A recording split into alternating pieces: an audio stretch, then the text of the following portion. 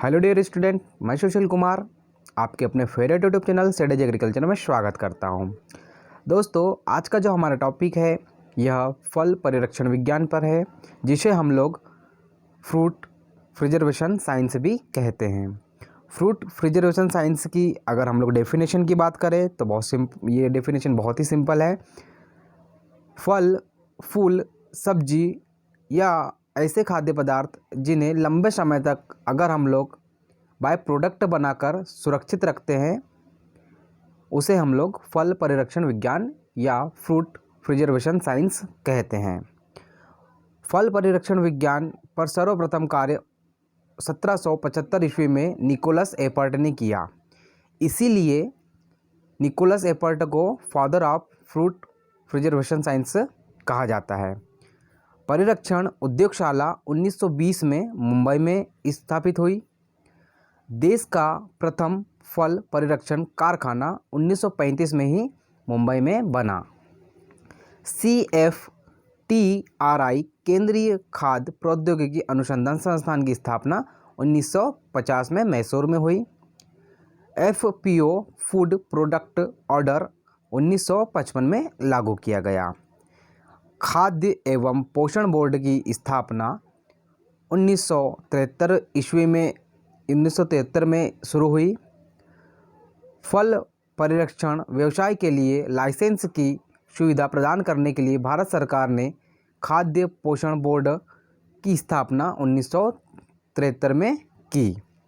दोस्तों, अगर अभी तक आपने हमारे YouTube चैनल सीडेज एग्रीकल्चर को सब्सक्राइब नहीं किया है तो प्लीज़ हमारे YouTube चैनल सीडेज एग्रीकल्चर को सब्सक्राइब कर ले, साथ ही साथ बेल आइकन को दबाना ना भूलें, जिससे कि आपको एग्रीकल्चर रिलेटेड सभी एग्ज़ाम की इन्फॉर्मेशन नोटिफिकेशन समय समय पर मिलते रहे। दोस्तों, खाद्य परिसंकरण कृषि मंत्रालय भारत सरकार के अंतर्गत आता है।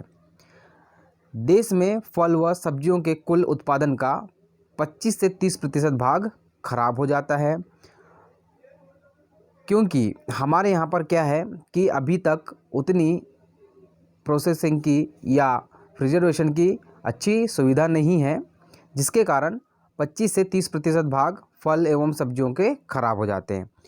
फल तरकारी परीक्षण प्रौद्योगिकी नामक पुस्तक के जो लेखक है डॉक्टर सदाशिवम नायर हरिश्चंद्र शर्मा हैं।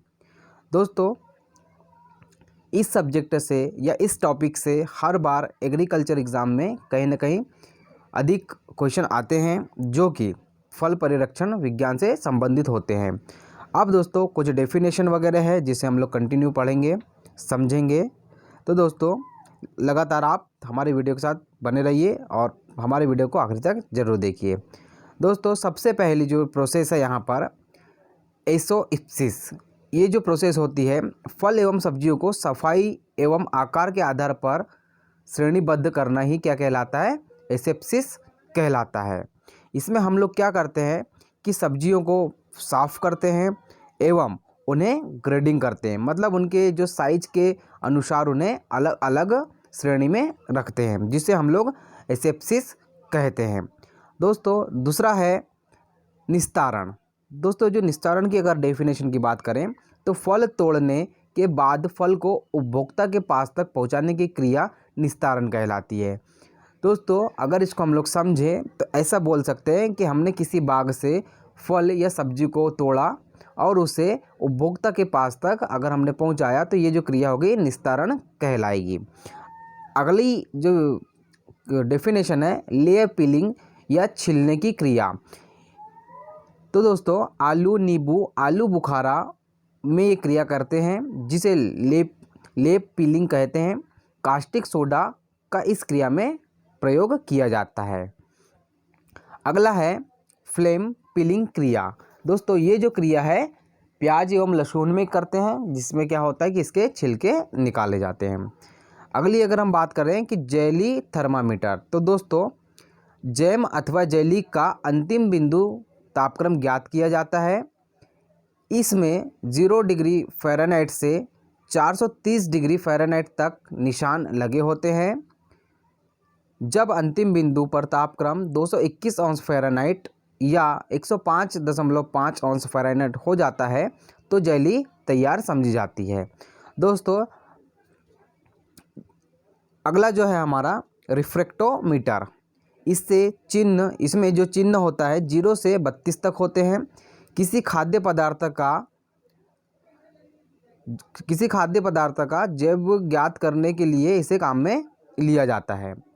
ब्रिक्स हाइड्रोमीटर, इसमें 0 से 30 या 60 से 90 तक चिन्ह अंकित होते हैं।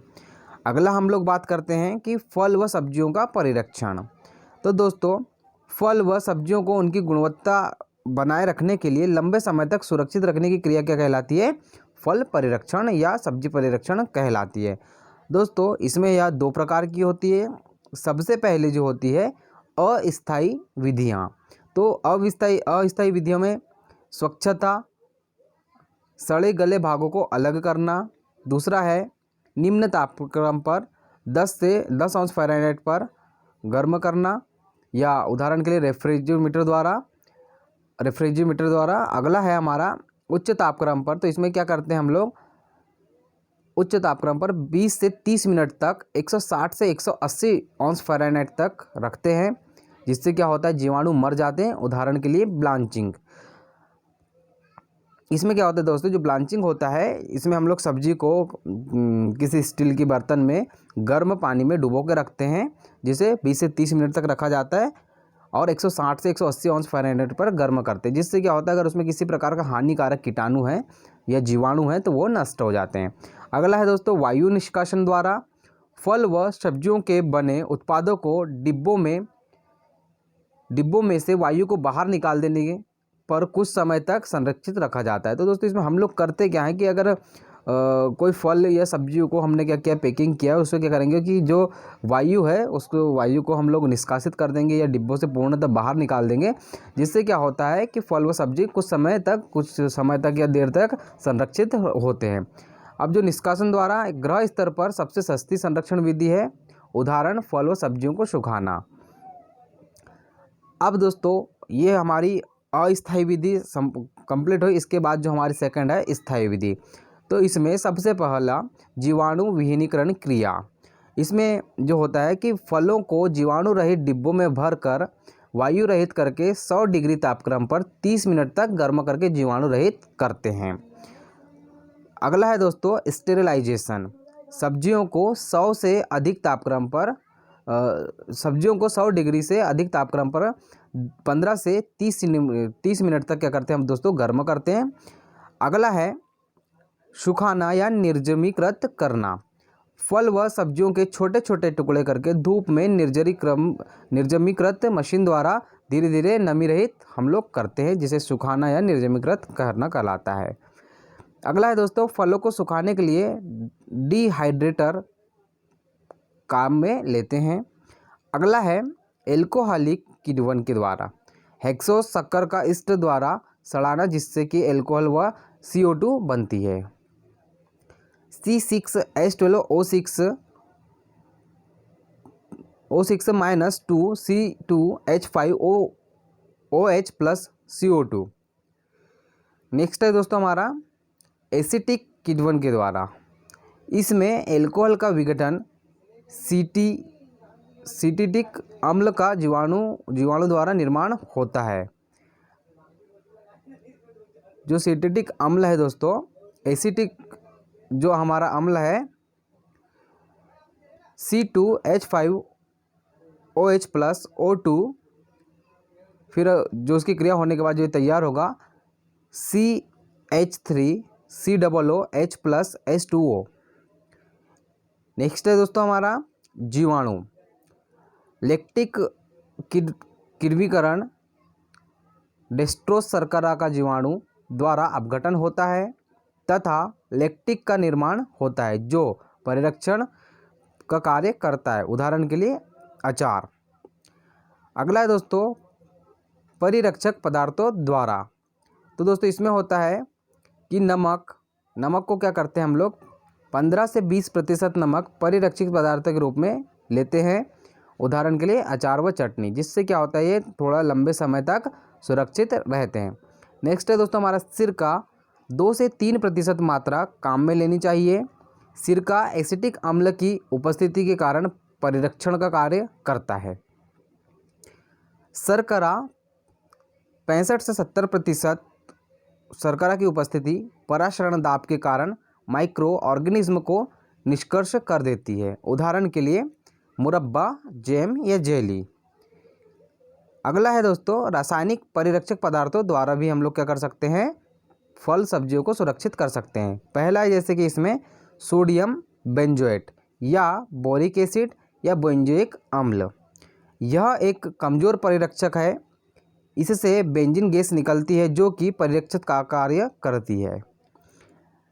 रंगीन फलों व रसों को परिरक्षित करने के लिए इस रसायन को हम लोग काम में लेते हैं। 1000 से 2000 ppm की मात्रा काम में लेते हैं। नेक्स्ट है फालसा व जामुन में अनार फालसा व जामुन अनार तरबूज को संरक्षित करने के लिए। यह ईस्ट को रोकता है। ईस्ट को रोकना मतलब जो कवक वगैरह होते हैं जो फंगस को रोकता है। पोटेशियम मेटाबाइसल्फाइड या इसे हम लोग KMS भी कहते हैं। यह एक शक्तिशाली परिरक्षक है। इससे SO2 गैस निकलती है जो कि परिरक्षक का कार्य करती है, जिससे फल व सब्जी सुरक्षित रहते हैं। इसका उपयोग रंगहीन फल रसों को परिरक्षित करने के लिए किया जाता है। इसमें जो मात्रा होती है 350 से 750 ppm की मात्रा को हम काम में लेते हैं। पानक या स्क्वैक या नेक्टर कार्डियल आदि को बनाने के लिए। यह बैक्टीरिया और मोल्ड को रोकता है। CO2 का परिरक्षण के रूप में भी उपयोग करते हैं, कार्बनीकृत जो पेय पदार्थ होते हैं उनको बनाने के लिए। तो दोस्तों ये हुआ हमारा स्थायी परिरक्षण के कुछ कार्य। अब हम लोग देखते हैं दोस्तों डिब्बाबंदी। दोस्तों डिब्बाबंदी को ही कैनिंग कहा जाता है। फल व सब्जियों को टीन के डिब्बों में तरल पदार्थ के साथ भरकर वायु निष्कासन कर बंद कर दिया जाता है, जिसे एक निश्चित तापक्रम पर उपचारित कर अधिक समय तक सुरक्षित रखने की जो क्रिया होती है उसे हम लोग क्या कहते हैं, कैनिंग या डिब्बाबंदी कहते हैं। फल व सब्जियों की कैनिंग की जो शुरुआत है दोस्तों ये 1987 में हुई। फल व सब्जियों को रखने के लिए टीन के डिब्बों का ही प्रयोग किया जाता है, तो उसे हम लोग बोटलिंग कहते हैं। इस प्रक्रिया के जनक एवर्ट के नाम पर इसको एयर टाइजिंग कहते हैं। डिब्बाबंदी के लिए सब्जियां मटर, टमाटर, भिंडी, फूल गोभी और पत्ता गोभी या गाजर का हम लोग उपयोग कर सकते हैं। डिब्बाबंदी के लिए फल अंगूर, स्ट्रॉबेरी, केला, पाइनएप्पल और आलू और चीली। डिब्बों को भरने के बाद ऊपर से 1/2 या 3/4 इंच खाली स्थान रखना चाहिए। सब्जियों की डिब्बाबंदी में नमक 2% और 4% हम लोग चीनी लेते हैं। फलों की डिब्बाबंदी में शर्करा की सांद्रता 20 से 25% ब्रिक्स रखते हैं। सब्जी की डिब्बाबंदी में संसाधन का तापमान 115 से 121 डिग्री पर रखा जाता है। कवक व जीवाणु का विकास रोकना या मारना ही कैनिंग का सिद्धांत है। टीन के डिब्बों का प्रयोग कैनिंग या डिब्बाबंदी कहलाता है। कांच की बोतल का प्रयोग बॉटलिंग या बोतलबंदी कहलाता है। बंद करते समय डिब्बों का तापमान 70 डिग्री रखते हैं। जो डिब्बे मशीन द्वारा बंद किए जाते हैं उन्हें डबल सीमर्स कहते हैं। तो दोस्तों यह लेक्चर आपको कैसा लगा हमें कमेंट बॉक्स में कमेंट करके ज़रूर बताएं। साथ ही साथ हमारे YouTube चैनल सेडेज एग्रीकल्चर को सब्सक्राइब करना ना भूलें। धन्यवाद।